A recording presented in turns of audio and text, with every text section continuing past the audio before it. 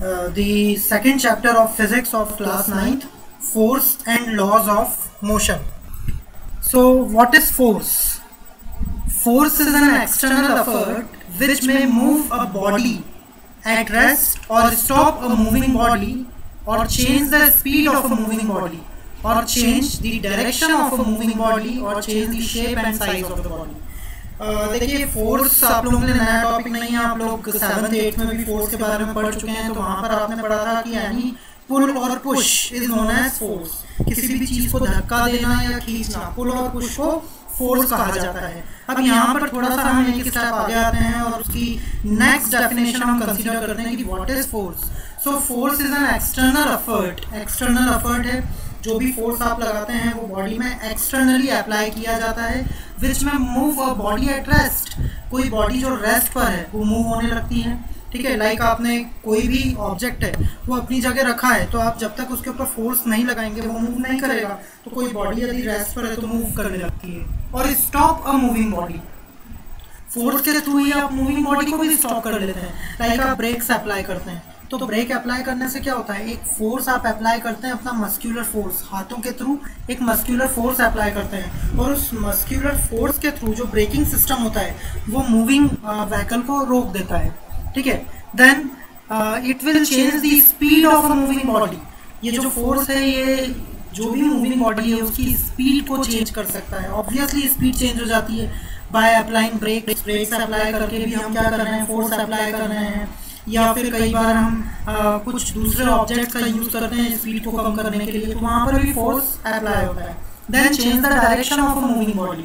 अब again taking the example of vehicle, vehicle को अगर आपको लेफ्ट में टर्न करना है या राइट में टर्न करना है तो आप क्या करते हैं, अपने हाथों से उसके हैंडल पर फोर्स लगाते हैं और उस हैंडल पर जो फोर्स होता है वो फोर्स ही उस बॉडी को मूव कर देता है एक साइड से दूसरी साइड, राइट। उसका डायरेक्शन चेंज कर देता है। Now changing the shape and size of the body.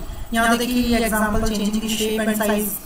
जो डफ होता है, आटा जो लगाया जाता है, उस डफ की रोटियां बनाई जाती है। तो रोटी बनाने के लिए क्या करते हैं, हम उसके ऊपर फोर्स लगाते हैं तो उसका शेप भी चेंज हो जाता है, उसका साइज भी चेंज हो जाता है। तो ये फोर्स की एक टेक्निकल डेफिनेशन हुई है। इफेक्ट्स क्या क्या है फोर्स से। Force can move a body at rest. आप यहाँ देख पा रहे हैं ये बॉडी जो रेस्ट पर है इसको धक्का लगा रहा है, मतलब इसको पुश कर रहा है और पुश करने से मूव होने लग जाएगी। So force can move a body at rest. Then force can stop a moving body. इस दूसरे फिगर में देखिए फोर्स क्या कर रहा है, एक मूविंग फुटबॉल आती है और ये जो गोलकीपर होता है ये इसको रोक देता है। So it can stop a moving body. Then force can change the speed of a moving body. आप जैसे पैडलिंग करेंगे उस पैडलिंग के अकॉर्डिंग यहाँ पर जो स्पीड है वो चेंज होती जाएगी बाइसिकल की। तो force can change the speed of a moving body. Then force can change the direction of moving body. अब यहाँ पर देखिए बॉल सामने से आई, बैट्समैन ने उसको स्ट्रोक किया और उस बॉल का डायरेक्शन चेंज हो गया, तो बॉल ने क्या किया, अपना डायरेक्शन चेंज किया। So force can change the direction of moving body. Then force can change the shape of a body. यहाँ पर ये डफ का जो एग्जांपल हमने लिया था गूंथे हुए आटे का, तो यहाँ पर शेप और साइज दोनों चेंज होता है। So force can change the shape and size of the body. These are the various effects of force. Now balanced and unbalanced forces. अब देखिए बैलेंस्ड और अनबैलेंस्ड फोर्सेस क्या होता है। सबसे पहले हम बात करेंगे बैलेंस्ड फोर्सेस की। If two forces acts on a body in opposite direction and if both the forces are equal, then the resultant force acting on the body is zero. Such forces are called balanced forces. ध्यान दें यहाँ पर ये एक object है। अब इस object के ऊपर क्या हो रहा है, एक लेफ्ट साइड से फोर्स लग रहा है जिसको हमने बोल दिया F1, एक राइट साइड से फोर्स लग रहा है जिसको हमने बोल दिया F2। दोनों फोर्सेस अपोजिट डायरेक्शन में है। अब ऐसा मान लेते हैं कि दोनों फोर्सेस सेम मैग्नीट्यूड के हैं, बिल्कुल सेम है, तो क्या ये ऑब्जेक्ट अपनी जगह से मूव हो पाएगा?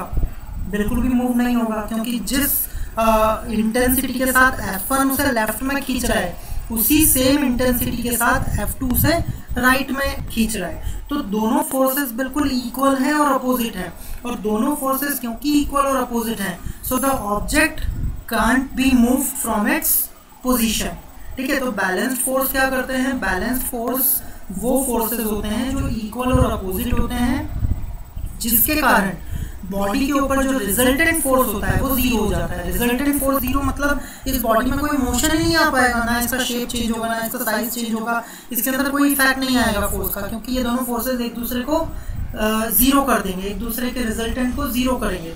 तो यहाँ पर ये कहलाएगा balanced forces. So balanced forces can not change the state of rest और मोशन।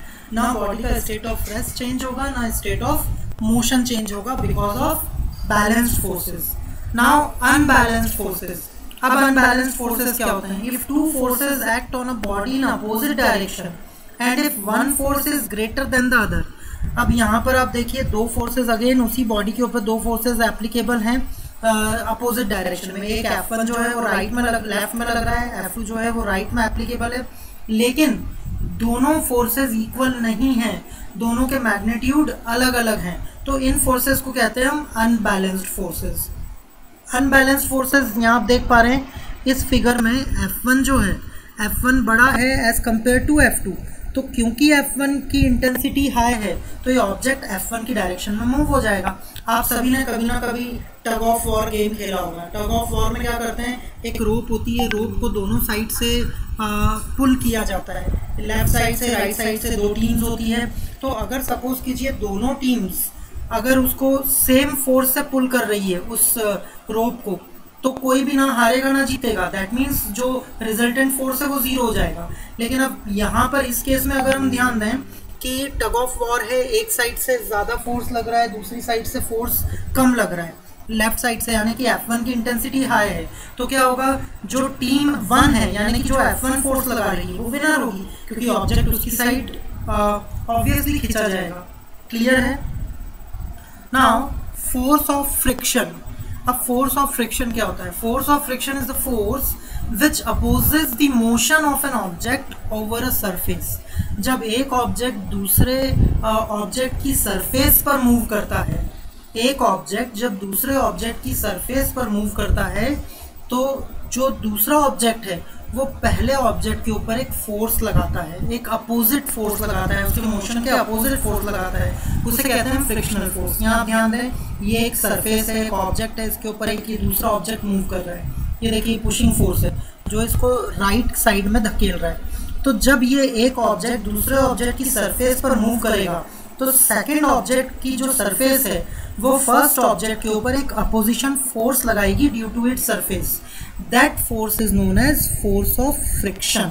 ये मोशन का डायरेक्शन था और मोशन के डायरेक्शन के अपोजिट डायरेक्शन में, हेलो फोर्स ऑफ फ्रिक्शन एक बार आप ही समझा दो। हाँ बेटे ठीक है, स्टार्टिंग से। तो क्या हुआ कि एक ऑब्जेक्ट दूसरे ऑब्जेक्ट की सरफेस पर मूव कर रहा है, राइट? जब भी एक ऑब्जेक्ट दूसरे ऑब्जेक्ट की सरफेस पर मूव करेगा, तो दूसरे ऑब्जेक्ट की जो सरफेस है वो फर्स्ट ऑब्जेक्ट को एक अपोजिशन फोर्स ऑफर करती है। अपोजिशन फोर्स मतलब जो उसके मोशन के डायरेक्शन के अपोजिट लगता है, उसे कहते हैं force of friction. I repeat, जब एक ऑब्जेक्ट दूसरे ऑब्जेक्ट की सरफेस पर मूव करता है, तो सेकंड ऑब्जेक्ट की सरफेस फर्स्ट ऑब्जेक्ट के ऊपर एक फोर्स ऑफ फ्रिक्शन अप्लाई करती है। That force of friction is always in the direction opposite to that of the direction of motion. यहाँ पर ध्यान दें, मोशन का डायरेक्शन कैसा था, लेफ्ट से राइट की तरफ, और फोर्स ऑफ फ्रिक्शन का डायरेक्शन कैसा था, राइट से लेफ्ट की तरफ। तो यहाँ पर आप दो चीज़ें कंक्लूड करेंगे। पहली चीज़, फोर्स ऑफ फ्रिक्शन कब अराइज होगा, जब एक ऑब्जेक्ट दूसरे ऑब्जेक्ट की सरफेस पर मूव कर रहा है। दूसरी बात, फोर्स ऑफ फ्रिक्शन हमेशा मोशन के डायरेक्शन के अपोजिट होता है, मतलब जिस दिशा में मोशन हो रहा है उसके अपोजिट डायरेक्शन में फोर्स ऑफ फ्रिक्शन होगा। क्लियर? एग्जाम्पल देखते हैं। A ball rolling on a ground gradually slows down and comes to a stop due to force of friction. एक बॉल है जो ग्राउंड पे रोल हो रही है। अब बॉल ग्राउंड पे रोल हो रही है, किसी ने उसे नहीं रोका, लेकिन कुछ देर बाद धीरे धीरे उसकी स्पीड कम होने लगेगी ग्रेजुअली, और कुछ देर बाद वो अपने आप रुक जाएगी। तो ऐसा क्या हुआ, क्या उसके ऊपर कोई जादू हुआ जिसने उसे रोक दिया? कैसे रुकी वो बॉल अपने आप? ऑफ कोर्स, क्योंकि वो बॉल एक सरफेस के ऊपर मूव कर रही थी। ये वो सरफेस है जो ग्राउंड है, दिस इज द सरफेस। और जब ये बॉल एक ऑब्जेक्ट, बेटे प्लीज चेक योर कनेक्शन, क्योंकि I am in full network, मैं बिल्कुल फुल नेटवर्क में हूँ। आप एक बार अपना नेटवर्क चेक कर लीजिए प्लीज। ये अगर नेटवर्क में नहीं है तो नेटवर्क में आ जाइए।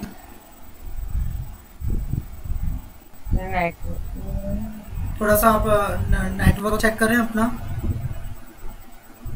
मेरे यहाँ पे भी नेटवर्क खुला है। मुझे आपकी आवाज़ बिल्कुल क्लियर आ रही है बेटे। सर मेरे को आपकी आवाज नहीं आ रही क्लियर। बाकी स्टूडेंट्स बताएं प्लीज, उनको भी आवाज़ नहीं आ पा रही है क्या मेरी? बाकी स्टूडेंट्स आ रही है बेटे, मतलब आपके एंड पर ही कुछ प्रॉब्लम है, या तो थोड़ा सा बाहर आ जाइए आप घर के अंदर से किसी पॉइंट पर जहाँ नेटवर्क फुल मिल रहा हो, है ना? ओके, अब आप लोग प्लीज अपने आप को अनम्यूट कर लें वापस से। ओके, सो देखिए ये जो बॉल है ये सरफेस पर मूव कर रही है। क्योंकि ये बॉल इस सरफेस पर मूव कर रही है तो ये सरफेस क्या करता है, इसके ऊपर इसके मोशन के डायरेक्शन के अपोजिट एक फोर्स लगाता है। उस फोर्स को हम कहते हैं फ्रिक्शनल फोर्स। और वो फ्रिक्शनल फोर्स क्या करता है, इस बॉल को रोकने की कोशिश करता है। इसीलिए इस बॉल की जो स्पीड है धीरे धीरे स्लो होने लगती है और कुछ समय बाद ये बॉल ऑटोमेटिकली रुक जाती है। ओके, अब दूसरा एग्जांपल लेते हैं हम। If we stop paddling a bicycle, it gradually slows down and comes to a stop due to force of friction. देखिए यहाँ पर ये साइकिलिस्ट है, आप इस फिगर में देख पा रहे हैं। ये साइकिलिस्ट क्या कर रहा है, इसके ऊपर पैडलिंग करता जाएगा। जब तक ये पैडलिंग करेगा ऑब्वियसली स्पीड बढ़ती जाएगी और साइकिल चलती जाएगी। लेकिन जैसे ही ये पैडलिंग स्टॉप कर देगा, सपोज इसने बाइसिकल की पैडलिंग स्टॉप कर दी, तो जब ये बाइसिकल की पैडलिंग स्टॉप करेगा तो फिर क्या होगा, धीरे धीरे बाइसिकल की स्पीड ऑटोमेटिकली स्लो डाउन होती जाएगी और कोई एक पॉइंट ऐसा आएगा जब जाके वो बाइसिकल ऑटोमेटिकली रुक जाएगी विदाउट अप्लाइंग ब्रेक्स। अगेन ऐसा क्यों हुआ, क्योंकि ये बाइसिकल कहाँ मूव कर रहा है, रोड के ऊपर मूव कर रहा है। रोड के ऊपर जब ये मूव कर रहा है तो रोड इसके ऊपर एक फोर्स ऑफ फ्रिक्शन लगा रहा है इसके मोशन के डायरेक्शन के अपोजिट। अगर साइकिल आगे की तरफ जा रही है तो फोर्स ऑफ फ्रिक्शन पीछे की तरफ लग रहा है, और वो फोर्स ऑफ फ्रिक्शन कौन लगा रहा है, रोड, सड़क लगा रही है इसके ऊपर। तो अल्टीमेटली जब साइकिलिस्ट पैडलिंग करना बंद कर देगा तो उसका मोशन धीरे धीरे स्लो डाउन होता जाएगा। क्यों, क्योंकि फोर्स ऑफ फ्रिक्शन उस मोशन को अपोज करेगा और धीरे धीरे धीरे करके वो उसकी स्पीड को कम करता जाएगा। अल्टीमेटली एक पॉइंट ऐसा आएगा जब बाइसिकल स्टॉप हो जाएगी। क्लियर है? Okay, now an object with uniform motion. आप लोगों को याद होगा यूनिफॉर्म मोशन क्या होता था, हम लोग लास्ट चैप्टर में पढ़ चुके हैं, फिर भी आई रिपीट, एक बार मैं आप लोगों को बता देता हूँ कि यूनिफॉर्म मोशन क्या है।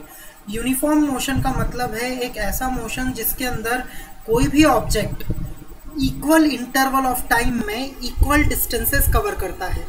when an object covers equal distances in equal interval of time, then that type of motion is known as uniform motion. So an object with uniform motion will continue to move with uniform motion if the forces acting on it are balanced. देखिए हमने पढ़ा था पीछे कि balanced forces वो forces होते हैं जिनका रिजल्टेंट जीरो होता है। अगर 2 या 3 या 4 या 5 जितने भी फोर्सेस हैं वो सभी बैलेंस्ड हैं तो उनका रिजल्टेंट हमेशा जीरो होगा। जीरो होगा मतलब वो ऑब्जेक्ट के ना ही स्टेट ऑफ मोशन को चेंज कर पाएंगे ना ही ऑब्जेक्ट के स्टेट ऑफ रेस्ट को चेंज कर पाएंगे। तो उनका जो मोशन है उनका जो रिजल्टेंट है बैलेंस फोर्सेस का वो हमेशा जीरो है। अब बाय द वे ऐसा मान लें कि किसी ऑब्जेक्ट पर बैलेंस्ड फोर्सेस एक्ट कर रहे हैं, बैलेंस्ड फोर्सेस एक्ट कर रहे हैं और वो यूनिफॉर्म मोशन में मूव कर रहा है। यूनिफॉर्म मोशन में मूव कर रहा है मतलब उसकी वेलोसिटी जो है वो बिल्कुल कांस्टेंट है, उसकी स्पीड एकदम कांस्टेंट है, वो इक्वल डिस्टेंसेस कवर कर रहा है इक्वल इंटरवल ऑफ टाइम में, उसके ऊपर किसी प्रकार का कोई एक्सेलरेशन नहीं लग रहा है, तो वो यूनिफॉर्म मोशन में है।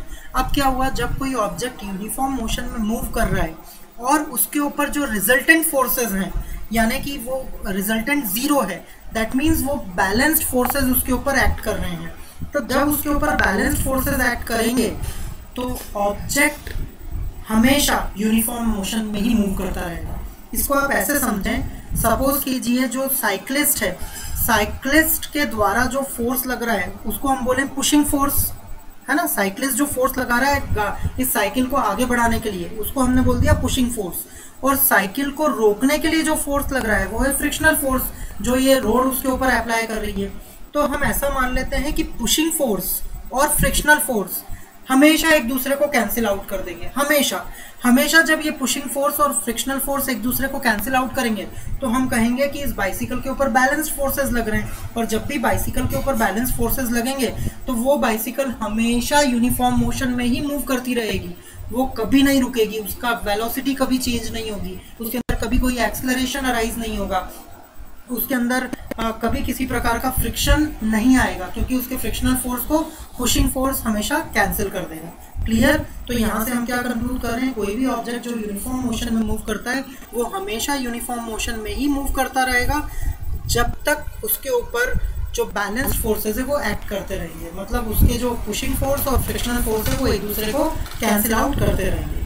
Now if N unbalanced force act on a moving body then its speed or direction of motion changes। अब ये तो हमने बैलेंस्ड फोर्सेस की बात करी। सपोज कीजिए उसी बॉडी के ऊपर अनबैलेंस्ड फोर्सेस लग रहे हैं, तो जब उस बॉडी के ऊपर अनबैलेंस्ड फोर्सेस लग रहे हैं तो उस केस में क्या होगा, अनबैलेंस्ड फोर्सेस के केस में क्या होता है, फोर्स का कोई ना कोई इफेक्ट सामने आता है, यानी कि या तो स्पीड बढ़ जाती है या स्पीड कम हो जाती है। तो वही होगा कि जब उस बॉडी के ऊपर अनबैलेंस्ड फोर्सेस लगेंगे तो या तो उसकी स्पीड बढ़ेगी, कम होगी, यानी कि उसकी स्पीड चेंज हो जाएगी, या फिर उसका जो डायरेक्शन ऑफ मोशन है वो चेंज होगा, वो या तो लेफ्ट में टर्न होगा या राइट में टर्न होगा, जो भी है, मतलब उसका डायरेक्शन भी चेंज हो सकता है और स्पीड में चेंज आएगा। क्लियर है? If the unbalanced force is removed then it will continue to move with the speed it had acquired till then. अब बाय द वे वापस ऐसा मान लें कि अनबैलेंस्ड फोर्सेस हमने हटा दिए तो वापस से बॉडी वही बैलेंस्ड फॉर्म में आ जाएगी, बैलेंस्ड फोर्सेस के फॉर्म में आएगी, और जब वो बैलेंस्ड फोर्सेस के ऑरा में आएगी तो फिर बॉडी यूनिफॉर्म मोशन में मूव करती रहेगी। यहाँ से हम क्या कंक्लूड कर पा रहे हैं कि बैलेंस्ड फोर्सेस के कारण कभी भी बॉडी की स्पीड, वेलोसिटी कुछ भी चेंज नहीं होता है। जब बॉडी बैलेंस्ड फोर्सेस के अंडर होती है तो वो हमेशा यूनिफॉर्म मोशन के अंदर ही मूव करती रहेगी, और जब भी बॉडी के ऊपर अनबैलेंस्ड फोर्सेस आते हैं तो या तो उसकी स्पीड चेंज होती है या फिर उसका डायरेक्शन ऑफ मोशन चेंज होता है। Okay, now next is Galileo's experiment of motion of an object on an inclined plane. अब देखिए हम गैलीलियोज एक्सपेरिमेंट की बात करेंगे तो गैलीलियो ने इस एक्सपेरिमेंट में क्या बताया था, गैलीलियो ने दो इंक्लाइंड प्लेन लिए थे। इंक्लाइंड प्लेन मतलब जो स्लाइड होती है, आप लोग कभी ना कभी पार्क में आप सभी ने स्लाइड को यूज़ किया होगा, स्लाइड पे झूले होंगे आप लोग, तो ये जो स्लाइड्स जैसा इंक्लाइंड प्लेन यहाँ लिया गया है, ठीक है। तो गैलीलियो ने अपने एक्सपेरिमेंट में दो इंक्लाइंड प्लेन यूज़ किए थे, दोनों सेम हाइट के लिए थे। देखिए दोनों सेम हाइट के हैं। अब गैलीलियो ने क्या किया, एक इंक्लाइन प्लेन से पहले यहाँ से ऊपर से एक मार्बल मतलब जो कंचे जिन्हें कहा जाता है, उस मार्बल को यहाँ से छोड़ा, तो यहाँ से वो नीचे आया, और जिस स्पीड के साथ वो नीचे आया, ऑब्वियसली ऊपर जाने में वो स्पीड, वो वेलोसिटी डिक्रीज होती जाएगी। लेकिन जब गैलीलियो ने ये दोनों सेम हाइट के इंक्लाइन प्लेन लिए तो उसने जब एक मार्बल को यहाँ से छोड़ा तो वो ऑटोमेटिकली उस हाइट तक वापस पहुँच गई जहाँ से उसको छोड़ा गया था। मतलब जब इंक्लाइन प्लेन्स की हाइट सेम है तो मार्बल को जब ऊपर से नीचे छोड़ा जाएगा तो वापस ऑटोमेटिकली अपने आप ऊपर तक उसी हाइट तक पहुँच जाएगी। ये गैलीलियो ने अपने एक्सपेरिमेंट में शो किया था। अब उन्होंने आगे क्या बताया, If the inclination of both the planes are equal, then the marble will reach the same height which it rolled down। जो हमने यहाँ पर समझा अभी कि जिस हाइट से मार्बल रोल डाउन हुई है उसी हाइट तक वापस पहुँच जाएगी जब दोनों inclined planes की हाइट सेम है। Now, if the inclination of second plane is decreased, it will travel more distance to reach the original height। अब ऐसा मान लेते हैं कि सेकंड प्लेन का जो इंक्लिनेशन है उसको हमने डिक्रीज कर दिया। इंक्लिनेशन को डिक्रीज करने का अर्थ है जो उसकी स्लाइडिंग है उस स्लाइडिंग को हमने थोड़ा कम कर दिया। लाइक यहाँ देखें, ये फर्स्ट प्लेन का इंक्लिनेशन है, ये सेकंड प्लेन का, अभी दोनों सेम है, तो यहाँ से मार्बल आई और यहाँ तक चली गई। अब हमने इस इंक्लिनेशन को डिक्रीज कर दिया। डिक्रीज कर दिया मतलब इसका स्लोप हमने कम कर दिया। स्लोप कम कर दिया, ये देखिए थोड़ा बड़ा हो गया। जब स्लोप कम हो गया तो डिस्टेंस ज़्यादा हो गया, तो अब मार्बल को यहाँ से चलकर वापस से सेम हाइट तक जाना है यहाँ तक, तो उसको ज़्यादा डिस्टेंस ट्रैवल करना पड़ेगा। सपोज कीजिए इंक्लिनेशन को और कम किया, मतलब स्लोप को और कम कर दिया, ये हो गया सेकंड प्लेन का स्लोप। अब तो अब मार्बल यहाँ से आएगी और अब और ज़्यादा डिस्टेंस ट्रैवल करती हुई यहाँ तक जाएगी। तो इस केस में क्या हो रहा है कि अगर हम इंक्लिनेशन जो है सेकंड प्लेन का कम करते जाएं और प्लीज डोंट इंटरप्ट, एक बार सुन लीजिए, उसके बाद आपके डाउट्स में पूछूंगा। अगर हम इस इंक्लिनेशन को कम करते जाएं तो एक पॉइंट ऐसा आ जाएगा जब वो इंक्लिनेशन हॉरिजॉन्टल हो जाएगा। बिल्कुल ये जो इंक्लिनेशन है इसको हमने क्या कर दिया, हॉरिजॉन्टल कर दिया। मतलब हम इस स्लोप को कम करते गए, पहले हमने यहाँ कम किया, फिर और कम किया, फिर और कम किया, फिर और कम किया, और एक पॉइंट पर हमने इसको बिल्कुल हॉरिजॉन्टल बना दिया। ठीक है, तो अभी हमने गैलीलियो ने अपने एक्सपेरिमेंट में क्या बताया था कि जिस हाइट से मार्बल आती है उसी हाइट तक वापस चली जाती है। ठीक है, तो अब यहाँ तक तो बार बार मार्बल यहाँ से आई इस हाइट तक चली गई, फिर यहाँ से आई यहाँ तक चली गई, फिर यहाँ से आई और यहाँ तक चली गई। लेकिन जब उस प्लेन को हमने हॉरिजॉन्टल बना दिया तो अब ये मार्बल हमेशा मूव करती रहेगी, जिंदगी भर मूव करती रहेगी। किस के इंतज़ार में? उस हाइट के इंतज़ार में जहाँ तक इसको रीच करना है, जहाँ तक इसको पहुँचना था, उस हाइट तक के लिए ये हमेशा मूव करती रहेगी।